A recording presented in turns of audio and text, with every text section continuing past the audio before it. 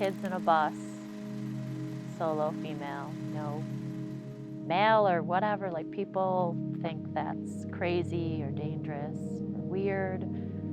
Ultimately, that decision was between me and their dad and them, you know, having those discussions. And a couple of them were hesitant, like, is it weird, you know? And that's important to kids. Like, are my friends gonna think I'm strange?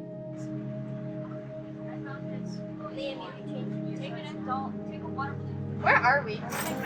All right, so we took a last minute stop here. Where are we? What's this thing called? Horseshoe Bend. I stay with the kids, but I try not to let other adults see me because I feel silly. I feel like some of my friends have seen these huge places and I haven't yet. It's emotional. A little bit of this trip is like for myself because I've never gotten to see these things, but to share it with the kids too. But for a minute, like, you just need a minute because that's a lot to take in. It's emotional to like even say that or talk about it.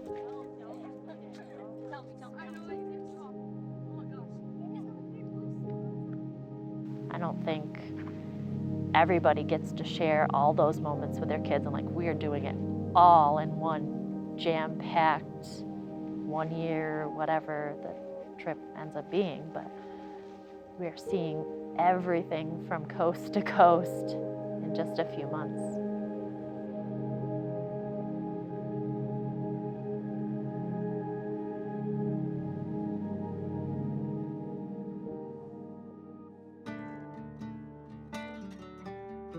A lot of people have actually stopped and asked me that question. And I was like, yeah, I do feel solo. I guess, like, I'm not physically alone, but like as the adult figure making decisions and like keeping everybody safe, and I'm solo on that aspect.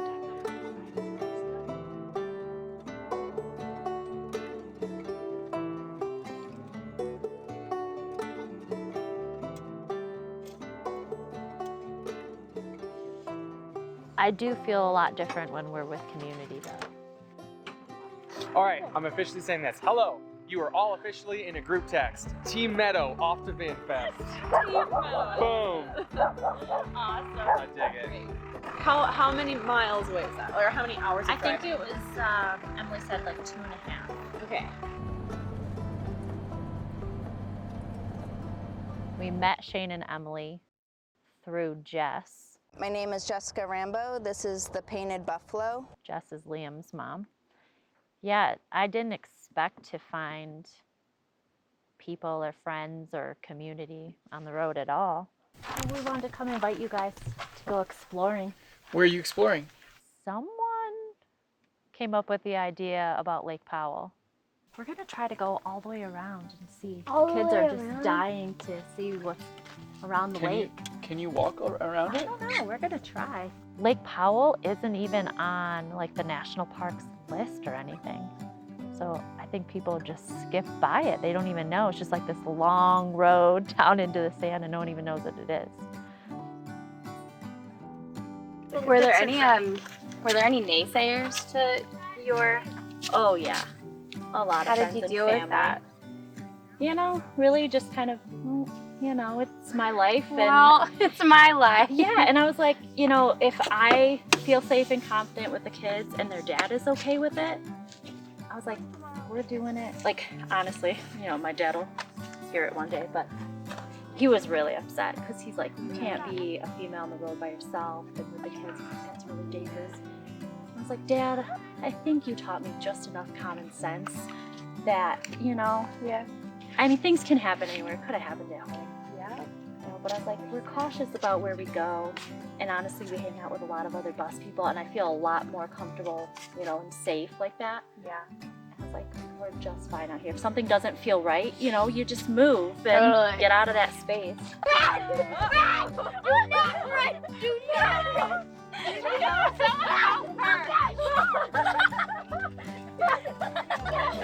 I'm gonna lose it.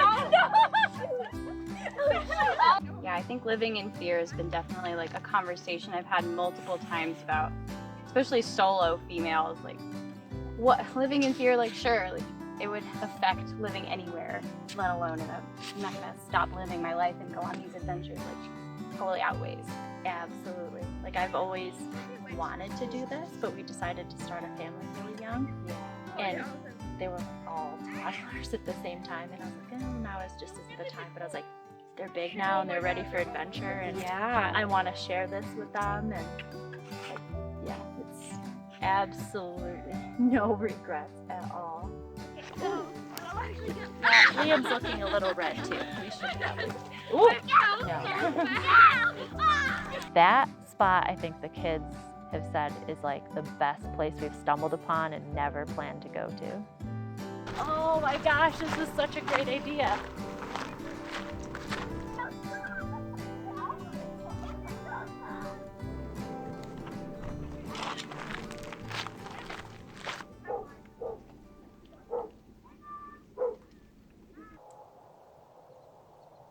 Emily and I, we talk very easily, like we seem to parent very similar, even though I have older kids and she has little kids. I just love it, like the ability to just tailor make the kids' schooling for exactly what they need. I told the kids you have to spend time on the things you struggle with because they're important, but then you have all the rest of the time, like the sky's the limit on what you're interested in. Yeah. And that's what's frustrating about school is like they don't do that with the kids. They don't even push that. They're just like college and career, not trades or passions. I guess I decided to take a different approach with the kids about life and learning. Learning is more of a natural thing. I do force them to do math though. 718 divided by 4. A little difficult. Math. It's like a game thing. Biology? Yeah. And I have to guess these things. But like the kids work on budgeting and measurements. They built the bus with me. You know, learning percentages and discounts and fuel mileage, and seems like practical stuff to me. The stuff that kids leave high school and don't know and can't do for themselves. We talk about credit and we talk about money and budgeting. The kids should know how to fix things and do things and not just you have to go to college. I know there's a lot of, some of my friends don't agree with that. And if the kids want to go home, we'll go home. But I don't think they want to go home anymore. And that'll be sad for family to hear, but I think they're adjusting quite well and having a good time and learning a whole lot more than they were at home. Sorry, school. That stinks, but it's the truth. They're smart kids. Smart asses, but they're smart.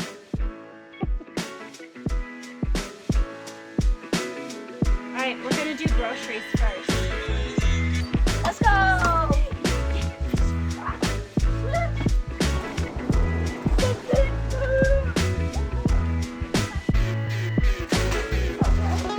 There's always someone with me. I never go alone. Otherwise, there'd be nothing but vegetables and they'd hate me, so.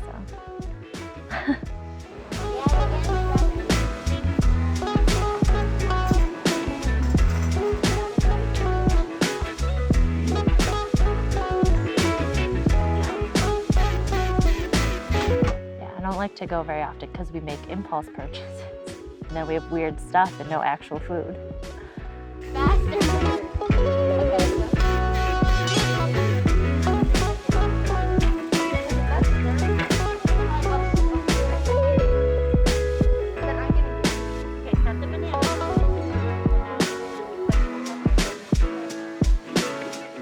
No, that was kind of light for grocery shopping for us. Like usually it's like $350. It's yogurt. Why do you eat yogurt? Because we eat it. Yeah, I don't normally let the kids do that, but it was a fun week with Liam, so. It exploded. You wanna go out? Oh my gosh. All that stuff is usually grouped in one day. Getting water, doing laundry, fueling up, groceries.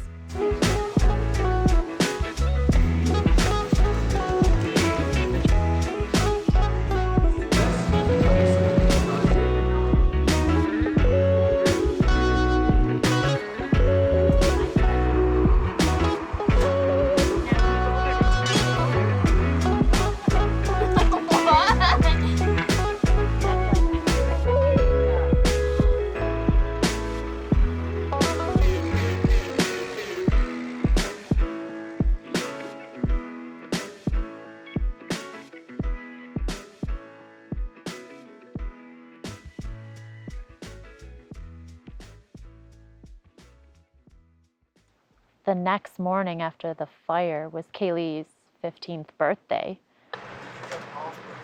Oh, AJ! AJ! Uh-oh. Oh. Let's try that again. You Turn have off the fun. light. Turn off the light. No, it's fine. When do we sing? Right now. Happy birthday to you. Happy birthday to you. Happy birthday, dear Kaylee. Happy birthday to you. Yay! Make a wish this time, Yeah. since you forgot to earlier. Kaylee wasn't feeling well, which isn't really like her, but she drinks a ton of water, so I wasn't really thinking much of it. When your kid says that they're scared and you can't really comfort them, especially like at her age.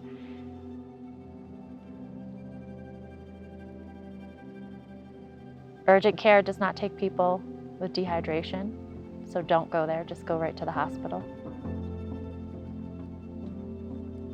Kaylee was fine. They gave her some anti-nausea medicine and fluids or something, so better to be safe than sorry. It was supposed to just be like an extended vacation or road trip with the kids. It's like we thought we'd be back by summer. It's almost summer, and I don't think that's gonna happen. And then we're like, well, being back by the holidays would be nice to be with family, but I don't think we're done.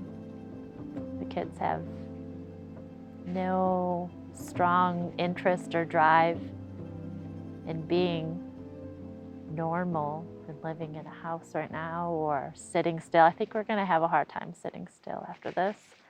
Like sitting for a week or two is hard now when we know that there's this much going on out here. So Zion was our big one.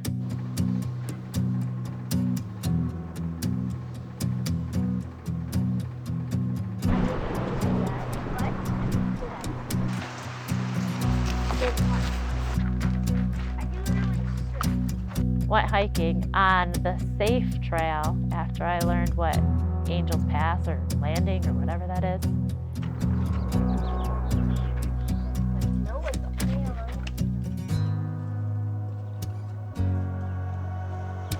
That was so cool out there. I think the places that we've been in like the last week or so coming out west have definitely been the biggest like emotional whoa moments on our trip. She got it! Liam, Whoa. come here. Oh. Oh, don't go to Whoa. Good save. Mommy, look! It's a giant, like, centipede or something. Like, ant thing. It's like an alien. Whoa. I was gonna touch it. Don't touch it. I want to touch it. It might be poisonous.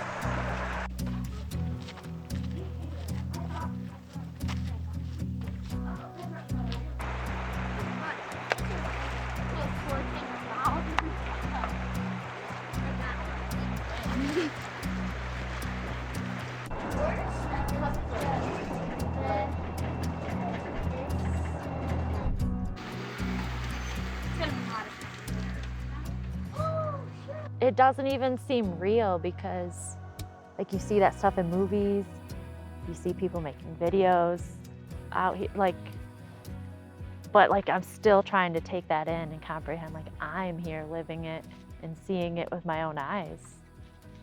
That's a weird realization.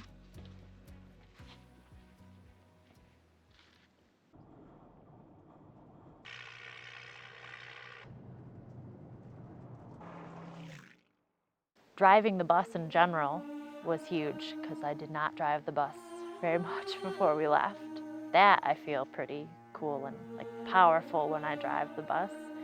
Everyone thinks that, you know, being a female, you can't fix things, you can't build things, you can't drive big things, can't go places without a man to protect you and help you with things. Tackling the bus project was a huge realization that I was a lot stronger and more powerful than I realized.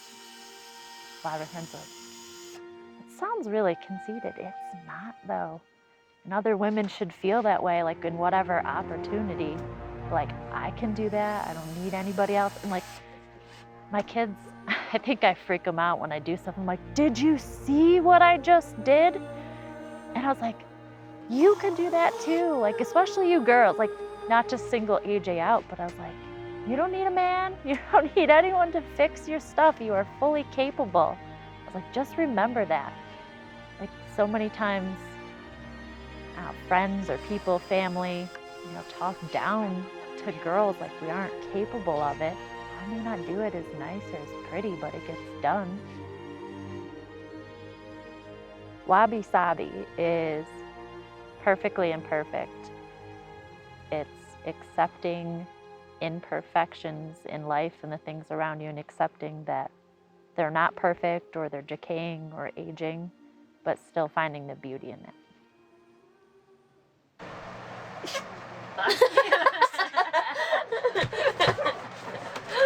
What was that? He always sneezes like that. Yeah, van festivals, showing of the buses. That was a long festival, a long day, way longer than usual. Hello. Oh, you're okay.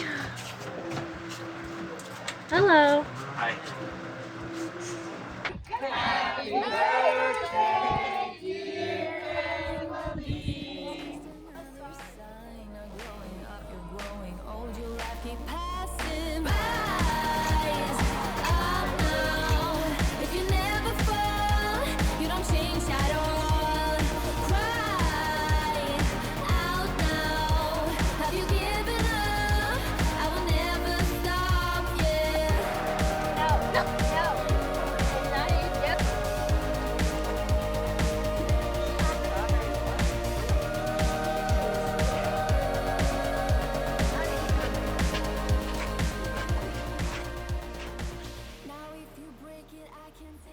This whole trip is become, I think it's something a lot more personal to myself and like a growth thing. I'm finding that a lot of people are out here searching for answers and growing.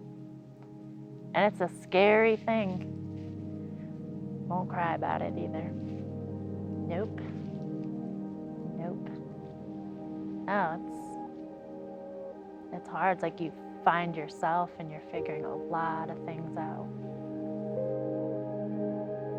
You know what sounds really weird is until this trip, I've never said I've always gone by Tori my whole life. And on this trip, I became Victoria. Is that weird? I know. I just started saying that's my name, and that's what I went with. Because I'm 35 years old. I've always been called Tori by everyone. Oh, what's your name? And it just came out, and I was like, why did I say that? And I think it almost goes along with like becoming a new, different person out here. Hey, listen up, I've tried to tell you this 100 times. Not getting better by lying there pretending to cry. You on repeat, you can see shit cause you have closed your eyes. You say you listen, but you're missing what it's all about. Rise up now. If you never fall, you don't change at all. Cry out now. Have you given up? I will never stop, yeah. I try to help you, but you keep reading between the lines. There's nothing there for you to complicate, we're not aligned. You say you listen, but guessing that's just another sign. Not growing up, you're growing old, your life keep passing.